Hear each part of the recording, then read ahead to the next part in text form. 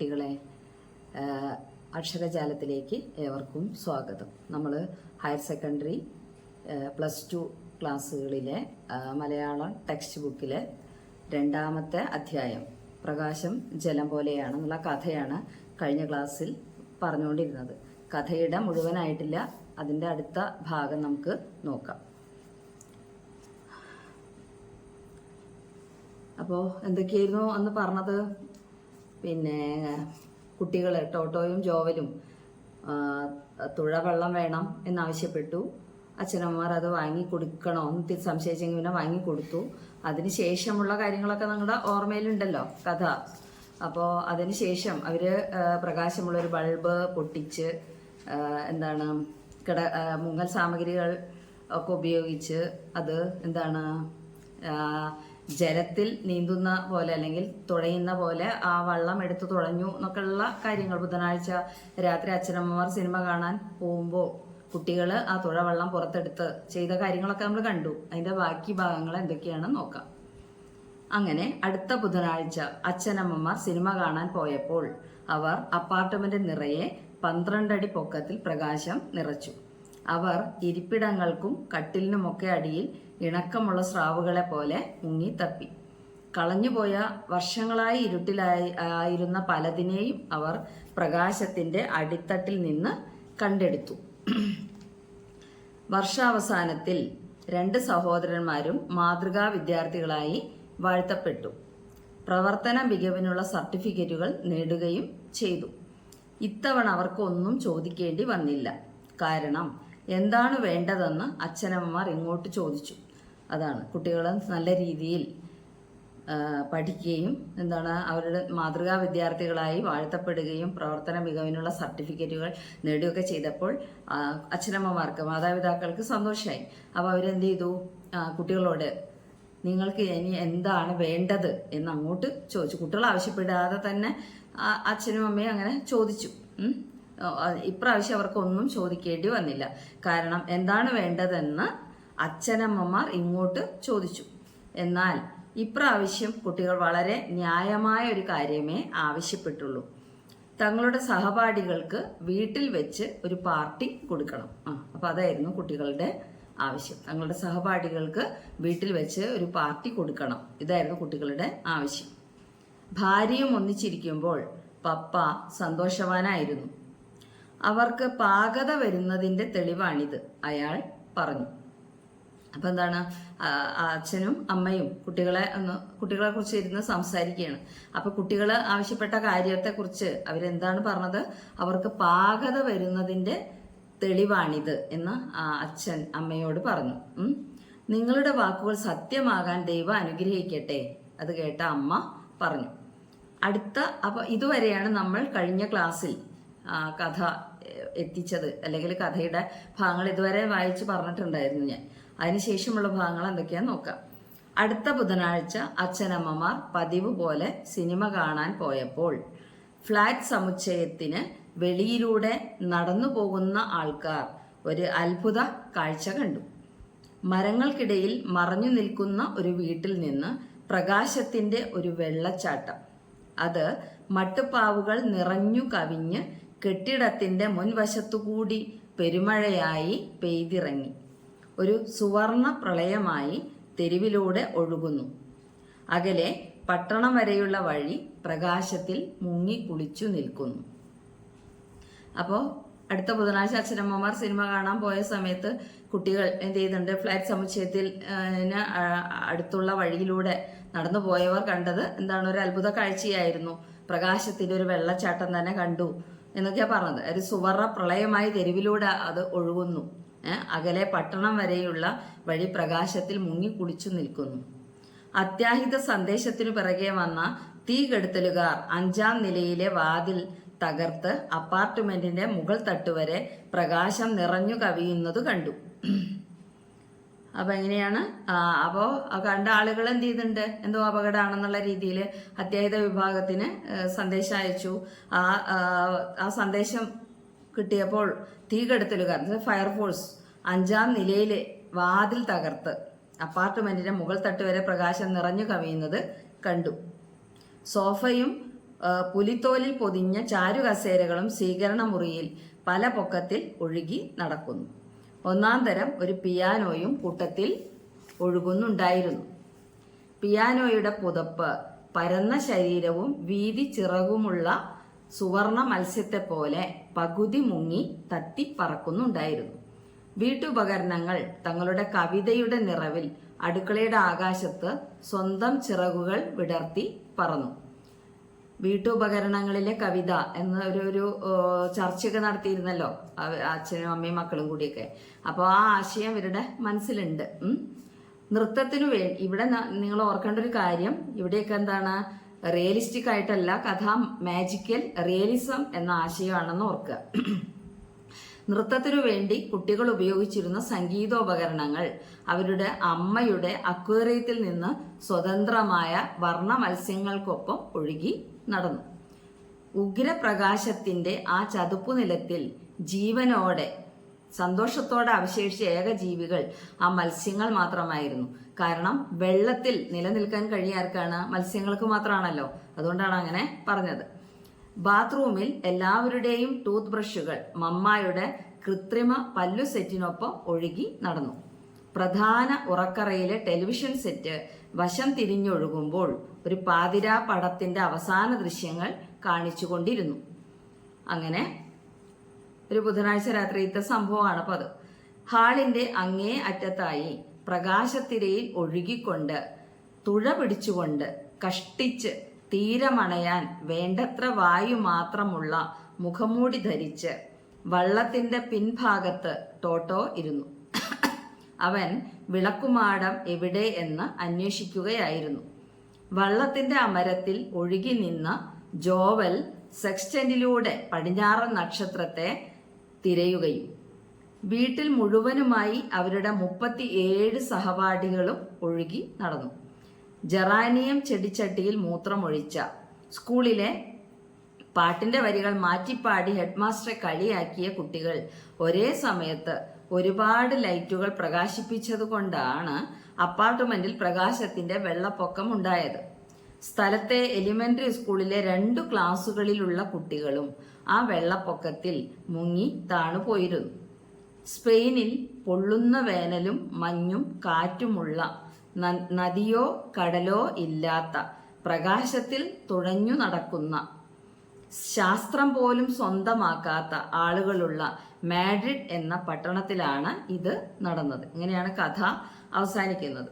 അപ്പൊ ഈ കഥയിൽ മാജിക്കൽ റിയലിസം എവിടെയൊക്കെ ഉപയോഗിച്ചിട്ടുണ്ടെന്ന് കണ്ടല്ലോ നമ്മള്. ബുധനാഴ്ച രാത്രി അച്ഛനമ്മമാർ സിനിമ കാണാൻ പോകുമ്പോൾ ശേഷം കുട്ടികൾ ചെയ്യുന്ന കാര്യങ്ങൾ തൊട്ടിട്ടുള്ളതാണ് എന്ത്, മാജിക്കൽ റിയലിസം. അപ്പോൾ ഇതിലെ കഥയെക്കുറിച്ച് ഒന്നും കൂടി വിശദമായിട്ട് നമുക്ക് നോക്കാം. എന്തെല്ലാം കാര്യങ്ങളാണ്, വളരെ പ്രധാനപ്പെട്ട കുറച്ച് കാര്യങ്ങൾ പറയാം.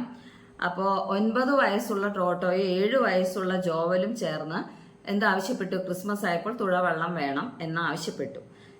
അപ്പോൾ കാഡ്ജിനയിൽ മടങ്ങി ചെല്ലുമ്പോൾ അത് വാങ്ങിക്കൊടുക്കാമെന്ന് പറഞ്ഞിട്ട് അവരത് സമ്മതിച്ചില്ല. കാഡ്ജിനെ എന്ന് പറഞ്ഞ എന്തായിരുന്നു, ഏതാ സ്ഥലം, അവർ ആദ്യം താമസിച്ചിരുന്ന ഒരു തുറമുഖ നഗരമായിരുന്നു. കടലും കപ്പലും ഒക്കെ വള്ളങ്ങളൊക്കെ ധാരാളമുള്ള സ്ഥലം. പിന്നെ 2 കുട്ടികളും നിശ്ചയദാർഢ്യമുള്ളവരായിരുന്നു. അതുകൊണ്ട് തന്നെ തങ്ങൾക്കത് ഇപ്പോൾ തന്നെ വേണം എന്നവർ ശാഠ്യം പിടിച്ചു. അപ്പോൾ അവരുടെ അമ്മ എന്ത് പറഞ്ഞിട്ടുണ്ട്, കഥയിൽ നമ്മൾ വായിച്ചതാണ്, വള്ളം തുഴയാൻ ഇവിടെ ഷവറിൽ നിന്ന് വരുന്ന വെള്ളമല്ലേ ഉള്ളൂ, ഷവറിൽ നിന്ന് വരുന്നതല്ലേ ഉള്ളൂ, അത്രയും വെള്ളമല്ലേ ഉള്ളൂ. അവർ പറഞ്ഞത് ശരിയാണ്. കാരണം കാഡ്ജിന ഇന്ത്യാസിലെ അവരുടെ വീടിന് ചുറ്റും ഉണ്ടായിരുന്ന ആ ഒരു അവസ്ഥയൊന്നല്ല ഇപ്പൊ ഈ അപ്പാർട്ട്മെന്റിലുള്ളത്. കാഡ്ജിന ഇന്ത്യാസിൽ അവരുടെ വീടിന് ഒരു മുറ്റവും ഉൾക്കടലിനോട് ചേർന്ന് ബോട്ടുകൾ അടുപ്പിക്കാനുള്ള സ്ഥലവും ഒക്കെ ഉണ്ടായിരുന്നു. കൂടാതെ 2 വലിയ വള്ളങ്ങൾ വെക്കാവുന്ന ഒരു ഷെഡും. ഇപ്പോൾ അവർ താമസിക്കുന്ന ആ മാഡ്രിഡ് എന്ന യൂറോപ്യൻ നഗരത്തിൽ ഈ പറഞ്ഞതൊന്നും ഇല്ല, ഇതൊന്നുമില്ല. വലിയ ഫ്ലാറ്റ് സമുച്ചയത്തിലെ 5ാം നിലയിലുള്ള ഒരു അപ്പാർട്ട്മെന്റിലാണ് അവർ തിങ്ങിക്കൂടി കഴിയുന്നത്. ഒടുവിൽ കുട്ടികളുടെ ആവശ്യം നിരസിക്കാനാവാതെ വന്നു അച്ഛനും അമ്മയ്ക്കും. കുട്ടികൾ സ്കൂളിൽ നിന്ന് സമ്മാനം വാങ്ങിയത് കൊണ്ട് പപ്പ അവർക്ക് തുഴവള്ളം വാങ്ങി കൊടുത്തു. ഭംഗിയുള്ള ഒരു അലുമിനിയം വള്ളമാണ് അയാൾ വാങ്ങിയത്. ആ വള്ളത്തിന്റെ പ്രത്യേകത എന്താണ്, വെള്ളത്തെ സ്പർശിക്കുന്നിടത്ത് സ്വർണ്ണ വരകളുള്ള ഒരു വള്ളമാണ് പപ്പ അവർക്ക് വാങ്ങിക്കൊടുത്തത്. അടുത്ത ശനിയാഴ്ച ഉച്ചയ്ക്ക് കുട്ടികൾ സഹപാഠികളുടെ സഹായത്തോടെ എന്ത് ചെയ്തിട്ടുണ്ട്, വള്ളം ഏണിപ്പടികൾ വഴി അപ്പാർട്ട്മെന്റിൽ എത്തിച്ചു. അത് ജോലിക്കാരിയുടെ മുറിയിൽ എടുത്തു വെച്ചു. ബുധനാഴ്ച രാത്രി അച്ഛനമ്മമാർ സിനിമ കാണാൻ പോയി. ആ സമയം കുട്ടികൾ എല്ലാ ജനലുകളും കതകുകളും അടച്ചിട്ട് സ്വീകരണ മുറിയിലെ വിളക്കുകളിൽ ഏറ്റവും പ്രകാശമുള്ള ഒരെണ്ണം പൊട്ടിച്ചു. പൊട്ടിയ ബൾബിൽ നിന്ന് തണുത്ത വെള്ളത്തിന്റെ കുത്തൊഴുക്ക് പോലെ സ്വർണപ്രകാശം കുതിച്ചു ചാടി പുറത്തേക്ക് ഒഴുകാൻ തുടങ്ങി. നിലത്തുനിന്ന് 3 അടിയോളം ഉയരത്തിൽ പ്രകാശം തളം കെട്ടുന്നതുവരെ അവർ നോക്കി നിന്നു. കറന്റ് വിച്ഛേദിച്ച് തുഴവള്ളം വെളിയിലെടുത്ത് വീട്ടിനുള്ളിലെ എല്ലാ ദ്വീപുകളിലേക്ക് ഇഷ്ടം പോലെ സഞ്ചരിച്ചു. അപ്പൊ അവരുടെ ഈ അത്ഭുതകരമായ സാഹസത്തിന് കാരണം ഒരു പ്രസ്താവനയാണ്. എന്തായിരുന്നു ആ പ്രസ്താവന? വീട്ടുപകരണങ്ങളിലെ കവിത എന്ന ചർച്ചയിൽ പങ്കെടുത്തപ്പോൾ പ്രകാശം ജലം പോലെയാണ്, ടാപ്പ് തുറന്നാൽ മതി കുതിച്ചൊഴുകും എന്ന് പറഞ്ഞിരുന്നു. എന്ന് ആര്? അച്ഛൻ അവിടുന്ന് പറഞ്ഞിരുന്നു ആ ചർച്ചയിൽ. അങ്ങനെ എല്ലാ ബുധനാഴ്ച രാത്രികളിലും കുട്ടികൾ പ്രകാശം തുറന്നുവിട്ട് വള്ളം തുഴയുന്നത് തുടർന്നു. സെക്സ്റ്റന്റും കോമ്പസും ഉപയോഗിക്കാൻ പഠിച്ചു. മടങ്ങിയെത്തുന്ന അച്ഛനമ്മമാർ കാണുന്നത് ഉണങ്ങിയ തറയിൽ മാലാഖമാരെ പോലെ ഉറങ്ങിക്കിടക്കുന്ന മക്കളെയാണ്. എന്ന് വെച്ചാൽ നിഷ്കളങ്കരായി ഉറങ്ങിക്കിടക്കുന്ന മക്കളെയാണ് അച്ഛനമ്മമാർ കണ്ടത്. മാസങ്ങൾ കഴിഞ്ഞപ്പോൾ സാഹസത്തെ മുന്നോട്ട് കൊണ്ടുപോകാൻ കുട്ടികൾ മുങ്ങൽ പരീക്ഷണത്തിനുള്ള സാമഗ്രികൾ വാങ്ങിക്കൊടുക്കാൻ ആവശ്യപ്പെട്ടു. ജൂലൈ മാസത്തിൽ ടോട്ടോയും ജോവലും ഏറ്റവും നല്ല വിദ്യാർത്ഥികൾക്കുള്ള സമ്മാനങ്ങൾ നേടുകയും ഹെഡ്മാസ്റ്ററിൽ നിന്ന് തുറന്ന അഭിനന്ദനങ്ങൾ ഏറ്റുവാങ്ങുകയും ചെയ്തു. അന്നുച്ചയ്ക്ക് ചോദിക്കാതെ തന്നെ പപ്പ അവർക്ക് മുങ്ങൽ സാമഗ്രികൾ വാങ്ങിക്കൊടുത്തിട്ടുണ്ടായിരുന്നു. അടുത്ത ബുധനാഴ്ച കുട്ടികൾ അപ്പാർട്ട്മെന്റ് നിറയെ 12 അടി പൊക്കത്തിൽ പ്രകാശം നിറച്ചു. അവർ ഇരിപ്പിടങ്ങൾക്കും കട്ടിലിനുമൊക്കെ അടിയിൽ ഉണങ്ങിയ സ്രാവുകളെ പോലെ മുങ്ങി. ഉണങ്ങിയ സ്രാവുകളൊന്നുമല്ല, ഇണങ്ങിയ സ്രാവുകളെ പോലെ മുങ്ങി തപ്പി. കളഞ്ഞുപോയ വർഷങ്ങളായി ഇരുട്ടിലായിരുന്ന പലതിനെയും അവർ പ്രകാശത്തിന്റെ അടിത്തട്ടിൽ നിന്ന് വീണ്ടെടുത്തു, എന്നുവെച്ചാൽ കണ്ടെടുത്തു. വർഷാവസാനത്തിൽ കുട്ടികൾ 2 പേരും മാതൃകാ വിദ്യാർത്ഥികളായി വാഴ്ത്തപ്പെട്ടു. പ്രവർത്തന മികവിനുള്ള സർട്ടിഫിക്കറ്റുകൾ നേടി. ഇത്തവണ കുട്ടികൾ വളരെ ന്യായമായ ഒരു കാര്യമാണ് ആവശ്യപ്പെട്ടത്. സഹപാഠികൾക്ക് വീട്ടിൽ വെച്ച് ഒരു പാർട്ടി കൊടുക്കണം. അടുത്ത ബുധനാഴ്ച രാത്രി അച്ഛനമ്മമാർ സിനിമ കാണാൻ പോയപ്പോൾ ഫ്ലാറ്റ് സമുച്ചയത്തിന് വെളിയിലൂടെ നടന്നു പോകുന്നവർ ഒരു അത്ഭുത കാഴ്ച കണ്ടു. മരങ്ങൾക്കിടയിൽ മറഞ്ഞു നിൽക്കുന്ന ഒരു വീട്ടിൽ നിന്ന് പ്രകാശത്തിന്റെ ഒരു വെള്ളച്ചാട്ടം മട്ടുപ്പാവുകൾ നിറഞ്ഞു കവിഞ്ഞ് കെട്ടിടത്തിന്റെ മുൻവശത്തുകൂടി പെരുമഴയായി പെയ്തിറങ്ങി. ഒരു സുവർണ പ്രളയമായി തെരുവിലൂടെ ഒഴുകുന്നു. അകലെ പട്ടണം വരെയുള്ള വഴി വെളിച്ചത്തിൽ മുങ്ങി കുളിച്ചു നിൽക്കുന്നു. അത്യാഹിത സന്ദേശത്തിന് പിന്നാലെ എത്തിയ തീകെടുത്തലുകാർ ആ 5ാം നിലയിലെ വാതിൽ തകർത്ത അപ്പാർട്ട്മെന്റിന്റെ മുകൾ തട്ടുവരെ പ്രകാശം നിറഞ്ഞു കവിയുന്നത് കണ്ടു. സോഫയും പുലിത്തോലിൽ പൊതിഞ്ഞ ചാരുകസേരകളും സ്വീകരണ മുറിയിൽ പല പൊക്കത്തിൽ ഒഴുകി നടക്കുന്നു. അങ്ങനെ നമ്മൾ ആ കഥയുടെ അവസാന ഭാഗം നമ്മൾ വായിച്ചല്ലോ. സംഗീതോപകരണങ്ങൾ വർണ്ണ മത്സ്യങ്ങൾക്കൊപ്പം ഒഴുകുന്നു. പിന്നെ പ്രധാന ഉറക്കറയിലെ ടെലിവിഷൻ സെറ്റ് വശം ചെരിഞ്ഞ് ഒഴുകുമ്പോൾ പാതിരാ പടത്തിന്റെ അവസാന ദൃശ്യങ്ങൾ കാണിച്ചുകൊണ്ടിരുന്നു. അങ്ങനെ വീട്ടിലെ കാര്യങ്ങളെല്ലാം പ്രകാശമാകുന്ന വെള്ളത്തിൽ കുളിച്ച് അങ്ങനെ ഒഴുകുന്നതൊക്കെ കണ്ടു. വീട്ടിൽ മുഴുവനുമായി ടോട്ടോയും ജോവലും 37 സഹപാഠികളും ഒഴുകി നടന്നു. കുട്ടികൾ ഒരേ സമയത്ത് അനേകം ലൈറ്റുകൾ പ്രകാശിപ്പിച്ചതുകൊണ്ടാണ് അപ്പാർട്ട്മെന്റിൽ പ്രകാശത്തിന്റെ വെള്ളപ്പൊക്കം ഉണ്ടായത്.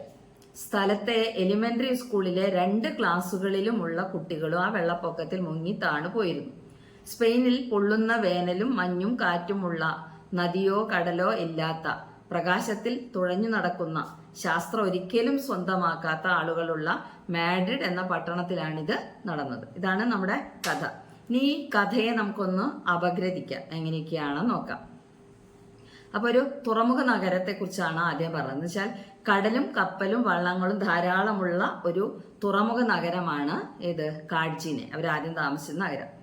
അപ്പൊ ഈ കഥയിലെ പ്രധാന കഥാപാത്രങ്ങളായ 2 കുട്ടികൾ, ടോട്ടോ, ജോവൽ, ഈ കുട്ടികൾ കുട്ടിക്കാലം ചെലവഴിച്ചത് എവിടെയാണ്? ഈ കാഡ്ജിനെ എന്ന സ്ഥലത്താണ്, തുറമുഖ നഗരത്തിലാണ്. അവിടെയാണെങ്കിൽ വള്ളം വയ്ക്കാൻ ഷെഡ്, ബോട്ടടിപ്പിക്കാൻ സ്ഥലം ഇതൊക്കെ ഉണ്ടായിരുന്നു. എന്നാൽ ആ ബോട്ടടിപ്പിക്കാൻ സ്ഥലവും അതുപോലെ എന്താ പറയുക, കുട്ടിക്കാലം ചെലവഴിച്ച ആ സ്ഥലം, വെള്ളം വെക്കാൻ ഷെഡും ബോട്ടടിപ്പിക്കാൻ സ്ഥലമൊക്കെ ഉണ്ടായിരുന്ന വിശാലമായ ഇടത്തുനിന്ന്, കാഡ്ജിനെ എന്ന വീട്ടിൽ നിന്ന് അവർ പറിച്ചു മാറ്റപ്പെടുന്നിടത്തു നിന്നാണ് മാർക്കസിന്റെ പ്രകാശം ജലം പോലെയാണ് എന്ന കഥ ആരംഭിക്കുന്നത്. ഇപ്പോൾ അവർ യൂറോപ്യൻ പരിഷ്കൃത നഗരമായ മാഡ്രിഡ് എന്ന നഗരത്തിലാണ് വന്നകപ്പെട്ടിട്ടുള്ളത്. ഒരു വലിയ ഫ്ലാറ്റ് സമുച്ചയത്തിലെ 5ാം നിലയിലെ അപ്പാർട്ട്മെന്റിൽ അച്ഛനമ്മമാർക്കൊപ്പം കഴിയുന്നു. കടൽ മുറ്റത്തിന്റെ വിശാല വിസ്തൃതിയിൽ നിന്നും ചലനാത്മകതയിൽ നിന്നും ഫ്ലാറ്റിന്റെ കൃത്യ ചതുരത്തിലേക്കും നിശ്ചലതയിലേക്കും കുട്ടികൾ എത്തിച്ചേർന്നിരിക്കുന്നു. ഈ ഒരു പ്രവാസത്തിന്റെ സംദ്രാസത്തെ കുറിച്ചാണ് മാർക്കസ് ഈ കഥയിൽ അടയാളപ്പെടുത്താൻ ശ്രമിക്കുന്നത്. അപ്പൊ എന്താണ്, കുട്ടികൾ ആദ്യം ചെറുപ്പത്തിൽ ജനിച്ചു വളർന്ന ഇടം വിശാലമായ ഒരിടമായിരുന്നു. അവിടെ നിന്നും അവർ എന്താണ് ജീവിതത്തിന്റെ ഗതിവിഗതികളിൽ പെട്ടെന്ന് വെച്ചാൽ മാതാപിതാക്കളുടെ സാമ്പത്തിക ബുദ്ധിമുട്ടും മറ്റും ആയിരിക്കാം അതിൽ സൂചിപ്പിക്കുന്നുണ്ട്. അവരെന്ത് ചെയ്തിട്ടുണ്ട്, മാഡ്രിഡ് എന്ന നഗരത്തിൽ എത്തിച്ചേരുകയും ഫ്ലാറ്റ് സമുച്ചയത്തിലെ കുറച്ച് ഇടത്തിലേക്ക് ഒതുക്കപ്പെടുകയും ചെയ്തു. അതാണ് മാർക്കസ് ഇവിടെ സൂചിപ്പിച്ചത്. കുട്ടികളിൽ എന്താണ്, കുട്ടികൾ എന്ന് പറയുമ്പോൾ അവിടെ കളവ് എന്നുള്ള കളങ്കം, അതിന്റെ കാര്യങ്ങളൊക്കെ കുട്ടികളിൽ കുറവായിരിക്കും. അപ്പൊ കുട്ടികളിൽ കളങ്കത്തിന്റെ അംശം കുറയും. ഇതിനു കാരണം മനുഷ്യനിർമ്മിതമായ കപട ജീവിതത്തിൽ അവർക്കേറെ നേരം തുഴയേണ്ടതായി വന്നിട്ടില്ല എന്നതാണ്. അതിനാൽ തന്നെ ഫ്ലാറ്റിലെത്തിയ പാടെ അവർ മാതാപിതാക്കളോട് ആവശ്യപ്പെടുന്നത് ഒരു തുഴവള്ളമാണ്. കാരണം കാഡ്ജിനയിൽ അവര് കഴിഞ്ഞത് അങ്ങനെയൊക്കെയാണല്ലോ. ഫ്ലാറ്റിനകത്ത് അകപ്പെട്ടപ്പോഴും തങ്ങളുടെ ജൈവ ചോദനകളെ കൈവിടാൻ കുട്ടികൾ തയ്യാറാവുന്നില്ല എന്നാണ് നാം മനസ്സിലാക്കേണ്ടത്. ഫ്ലാറ്റിൽ വള്ളം തുഴയാൻ ഷവറിൽ നിന്ന് വരുന്ന വെള്ളമല്ലേയുള്ളൂ എന്ന് അമ്മ ചോദിക്കുന്നുണ്ടല്ലോ. അപ്പോൾ എലിമെന്ററി സ്കൂളിൽ നിന്ന് മികവ് പുലർത്തി സമ്മാനം വാങ്ങിയാൽ തുഴവള്ളം വാങ്ങിത്തരാമെന്ന അവസാനം മാതാപിതാക്കൾ ഒരുമിച്ച് വാഗ്ദാനം ചെയ്യുന്നു. അപ്പൊ കുട്ടികളുടെ ഉള്ളിൽ നിറയെ എന്താണ്, തുഴ വള്ളവും അവരുടെ ഭൂതകാലത്തിലെ കടൽ വെള്ളവുമാണ്. ഇത് തിരിച്ചു പിടിക്കേണ്ടതിനാൽ അവർ നന്നായി പഠിച്ച് സമ്മാനം വാങ്ങിക്കുന്നു. അപ്പൊ ജീവിത പ്രാരാബ്ധങ്ങൾക്കിടയിലും പിതാവ് അവർക്ക് തുഴവള്ളം വാങ്ങിക്കൊടുക്കുന്നു. കുട്ടികളുടെ അഭിരുചികളെയും ആഗ്രഹങ്ങളെയും തിരിച്ചറിഞ്ഞാൽ അവരിൽ ആന്തരികമായ ഉൾപ്രേരണ അല്ലെങ്കിൽ അഭിപ്രേരണ ഉണർത്തി പഠനത്തോട് ശരിയായി പ്രതികരിക്കാനും താല്പര്യമുണർത്താനും മാതാപിതാക്കൾ നന്നായി ഇടപെടാനും ആകും. താല്പര്യം ഉണർത്താനും മാതാപിതാക്കൾക്ക് നന്നായി ഇടപെടാനാകുമെന്ന ഒരു ആശയം അല്ലെങ്കിൽ ഒരു ആന്തരിക പാഠം ഈ കഥാസന്ദർഭം സൂചന നൽകുന്നു. കുട്ടികൾക്ക് ഇണങ്ങുന്ന രീതിയിൽ അവരോട് പെരുമാറിയാൽ, അവർക്ക് അനുകൂലമായ രീതിയിൽ സാഹചര്യം ഒരുക്കിയാൽ ഏത് പ്രതികൂല സാഹചര്യത്തിലും എന്ന് വെച്ചാൽ പ്രതികൂല സന്ദർഭങ്ങളിലും കുട്ടികളോട് നല്ല ഇടപെട്ട് നന്നായി നിന്ന് കഴിഞ്ഞാൽ കുട്ടികൾ അവരുടെ കഴിവ് തെളിയിക്കും എന്നിവിടെ സൂചിപ്പിക്കുന്നു. ഫ്ലാറ്റിലെ കാർ ഷെഡിലാണ് അവര് എന്ത് ചെയ്തത്, തുഴവള്ളം കൊണ്ടുവച്ചത്. എന്നാൽ നിർബന്ധപൂർവ്വം എണിപ്പടികൾ വഴി അവരെന്ത് ചെയ്യുന്നുണ്ട്, കുട്ടികൾ 5ാം നിലയിലെ അപ്പാർട്ട്മെന്റിലേക്ക് വള്ളത്തെ വലിച്ചു കയറ്റുന്നു. അവർക്ക് വള്ളം എന്ന നിശ്ചലമായ ഒരു കാഴ്ച വസ്തുവോ സമ്മാനം കിട്ടിയ ഉൽപ്പന്നമോ അല്ല, നഷ്ടപ്പെട്ട ആ ജീവിത മുദ്രകൾ പേറുന്ന ഒരു അഭയ രൂപമാണ്. അപ്പൊ അങ്ങനെ ഒരിക്കൽ വീട്ടിനുള്ളിൽ ഒരു കവിത ചർച്ച നടക്കുന്നുണ്ട്. ആ ചർച്ചയ്ക്കിടയിൽ സ്വിച്ചിൽ തൊട്ടാൽ പ്രകാശം വരുന്നത് എങ്ങനെയെന്ന് അച്ഛനോട് ചോദിക്കുന്നു. അപ്പൊ എന്താ ടോട്ടോ ചോദിക്കുന്നുണ്ട്. അപ്പൊ ടോട്ടോ ആണ് ചോദിച്ചത്. അപ്പൊ ടാപ്പ് തുറന്നാൽ ജലം ഒഴുകുന്നത് പോലെ സ്വിച്ചിൽ തൊട്ടാൽ പ്രകാശം ഒഴുകുമെന്നൊരു ഭാവനാത്മകതയിലേക്ക് മകനെ പിതാവ് കൊണ്ടുപോകുന്നുണ്ട്. അതാണ് പ്രകാശം ജലം പോലെ എന്നാണ് അയാൾ കുട്ടികൾക്ക് നൽകുന്ന വിശദീകരണം. അവിടെ അങ്ങനെയാണ് അത് സംഭവിച്ചത്. ഈ സന്ദർഭം മുതൽ കഥാഖ്യാനത്തിൽ നമ്മൾ കാണുന്ന എന്താണ്, മാജിക്കൽ റിയലിസം എന്ന രചന സങ്കേതം ആണ് മാർക്കസ് ഉപയോഗപ്പെടുത്തിയിട്ടുള്ളത്. അപ്പോൾ പ്രകാശമുള്ളൊരു വിളക്ക് കുട്ടികൾ പൊട്ടിക്കുന്നു. സ്വർണപ്രകാശം മുറിയാകെ ഒഴുകുന്നതായി മാർക്കസ് പറയുന്നു. പ്രകാശജലത്തിൽ കുട്ടികൾ വള്ളം തുഴയുന്നതായും ചിത്രീകരിക്കുന്നു. അവർ തങ്ങൾക്ക് നഷ്ടപ്പെട്ടു പോയ പ്രകൃതിയെ വീണ്ടെടുക്കുകയാണിവിടെ ചെയ്യുന്നത്. ഈ യാഥാർത്ഥ്യത്തെ മാന്ത്രികമായി ആവിഷ്കരിക്കാൻ കൊണ്ടുവന്ന കൽപ്പനയാണ് പ്രകാശജലം എന്നത്. ഇനി അതുപോലെ എന്താണ് ലാസ്റ്റ് എന്തൊക്കെയാണ്, തികച്ചും സ്വാഭാവികമായ ജീവിത സാഹചര്യങ്ങളിൽ മാത്രമേ ഒരു വ്യക്തിയുടെ ഭാവനയും സർഗാത്മക ചിന്തയും ഉണരുകയുള്ളൂ. പ്രകാശജലം കൊണ്ട് ഫ്ലാറ്റിനുള്ളിൽ അവർ സൃഷ്ടിച്ച കടൽ ഒരർത്ഥത്തിൽ പ്രകാശജലം കൊണ്ട് ഫ്ലാറ്റിനുള്ളിൽ അവർ സൃഷ്ടിച്ച ആ കടലുണ്ടല്ലോ, അതൊരർത്ഥത്തിൽ അവരുടെ ജൈവ പ്രകൃതി തിരിച്ചു പിടിക്കലാണ്. എന്നുവെച്ചാൽ അവരുടെ ഭാവനയിൽ അവർ ഈ പറഞ്ഞ കാര്യങ്ങളെല്ലാം കണ്ടെത്തുകയാണ്. അവർക്ക് നഷ്ടപ്പെട്ട പലതിനെയും ഓർത്തെടുക്കാനും കണ്ടെടുക്കാനും അവർക്ക് കഴിയുന്നു. വർഷങ്ങളായി ഇരുട്ടിലായിരുന്ന പലതിനെയും അവർ പ്രകാശത്തിന്റെ അടിത്തട്ടിൽ നിന്ന് കണ്ടെത്തി എന്ന മാന്ത്രിക കൽപ്പനയാണ് ഇവിടെ, അതിന്റെ ആശയമാണ് ഇവിടെ സൂചിപ്പിച്ചത്. വർഷാവസാനത്തിൽ കുട്ടികൾ മാതൃകാ വിദ്യാർത്ഥികളായി വാഴ്ത്തപ്പെട്ടപ്പോൾ അവർക്ക് എന്താണ് വേണ്ടതെന്ന അച്ഛനമ്മമാർ അങ്ങോട്ട് ചോദിക്കുന്നുണ്ടല്ലോ. അപ്പോൾ രക്ഷിതാക്കളുടെ പ്രോത്സാഹനപൂർണമായ സമീപനം കുട്ടികളെ വലിയ വിജയത്തിൽ എത്തിക്കും എന്നും ഒരു സൂചനയുണ്ട് ഇവിടെ. സഹപാഠികൾക്ക് വീട്ടിൽ വെച്ചൊരു പാർട്ടി കൊടുക്കണമെന്നാണ് കുട്ടികൾ ആവശ്യപ്പെട്ടത്. സഹപാഠികൾ എത്തുകയും വീട്ടിലെ എല്ലാ വിളക്കുകളും തെളിച്ച് പ്രകാശ ജലം ഒഴുക്കിവിടുകയും ചെയ്യുന്ന കാഴ്ചയാണ് കഥാന്ത്യത്തിൽ നാം കാണുന്നത്. അവസാനം വെളിയിലൂടെ അന്ന് ആൾക്കാരെന്തെയും വിസ്മയ കാഴ്ച കണ്ട് അവിടെ എന്താണ് അത്യാഹിത വിഭാഗത്തിന് വിവരം അറിയിക്കുക. അവര് വന്നപ്പോൾ കണ്ട കാഴ്ച നമ്മൾ അവിടെ കണ്ടു. അവസാനം യഥാർത്ഥത്തിൽ മാഡ്രിഡിനെ അവരെന്ത് ചെയ്തതാണ്, സത്യത്തിൽ ഈ കഥയിൽ മാഡ്രിഡിനെ കാഡ്ജിനെയാക്കി മാറ്റുകയാണ് കുട്ടികൾ. ഫ്ലാറ്റിനുള്ളിൽ മാത്രം സൃഷ്ടിക്കപ്പെട്ട അവരുടെ ഭാവനാ ലോകം വിശാലമായ ഇടങ്ങളിലേക്ക് വികസിക്കുകയാണ്. ശാസ്ത്രത്തിന്റെ മുന്നിൽ അയുക്തികമായ ഈ സത്യം ഭാവനയുടെ മാന്ത്രികതയിൽ യാഥാർത്ഥ്യമായി മാറുന്നു.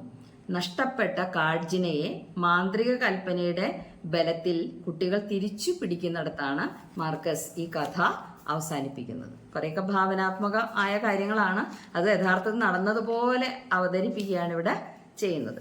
ഇനിയിപ്പോൾ എന്താണ് മാജിക്കൽ റിയലിസം എന്ന കാര്യം പ്രധാനമായിട്ട് പഠിക്കുക. പിന്നെ ഇതിലെ പ്രധാനപ്പെട്ട ചോദ്യങ്ങളും മനസ്സിലാക്കുക. ടെക്സ്റ്റില് ബുധനാഴ്ച രാത്രി അച്ഛനമ്മമാർ സിനിമ കാണാൻ പോയപ്പോൾ എന്ത് സംഭവിച്ചു എന്നുള്ളത്, അതുപോലെ കാഡ്ജിനെ ഇന്ത്യാസിലെ അവരുടെ വീടിനൊരു മുറ്റവും ഉൾക്കടലിനോട് ചേർന്ന ബോട്ടുകൾ അടുപ്പിക്കാനുള്ള സ്ഥലവും ഉണ്ടായിരുന്നു.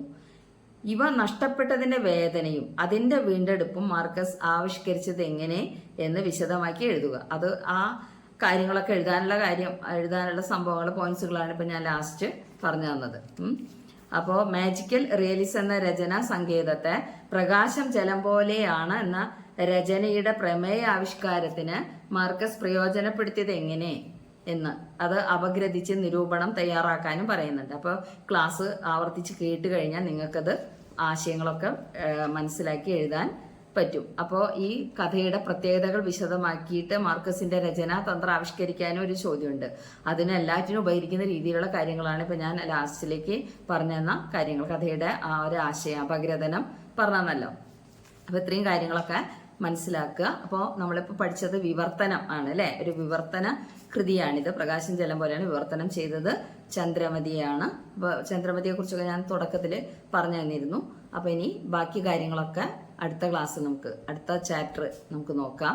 അപ്പോൾ പ്രധാനപ്പെട്ട ചോദ്യങ്ങളൊക്കെ ടെക്സ്റ്റ് നോക്കി മനസ്സിലാക്കി ഇതിലെ അപഗ്രഥനം പറഞ്ഞതെല്ലാം കേട്ട് മനസ്സിലാക്കി എടുക്കുക.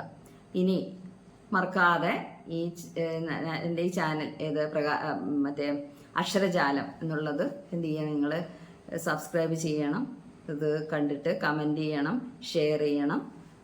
അപ്പോൾ ഈ കാര്യങ്ങളൊക്കെ ഓർക്കുക. ഓക്കെ, നമുക്കിനി വീണ്ടും അടുത്ത ക്ലാസ്സിൽ കാണാം.